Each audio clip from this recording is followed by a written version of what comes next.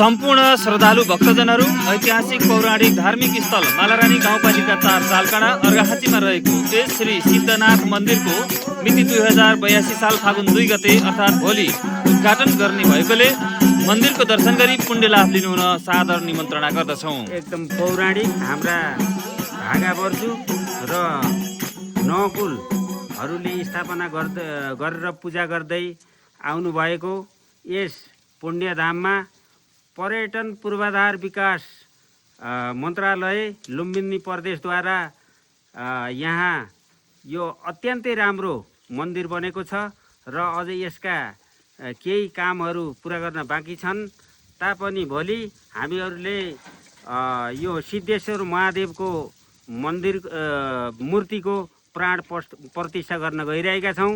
यसमा सबै भक्तजनहरू श्रद्धालुहरूले यहाँ उपस्थित भएर प्रसाद ग्रहण गरी पूजाआजामा संलग्न भएर पुण्य लाभ लिनु हुनको लागि हार्दिक अनुरोध गर्दछु। म सर्वप्रथम त हाम्रो भोलि हुन गइरहेको यस जालकाँडाको पर्यटक क्षेत्रमा रहेको श्री सिद्धनाथ मन्दिरको प्राण प्रतिष्ठामा यहाँहरू भक्तजनहरू श्रद्धालुजनहरूलाई यहाँ उपस्थित भई श्रद्धापूर्ण पुण्य लाभ लिनु हुन म विनम्र अनुरोध गर्दछु। भोलि तपाईँ समयमै यस मन्दिरमा उपस्थित भई पुण्य प्राप्ति गर्नका लागि हार्दिक अनुरोध गर्दछौँ।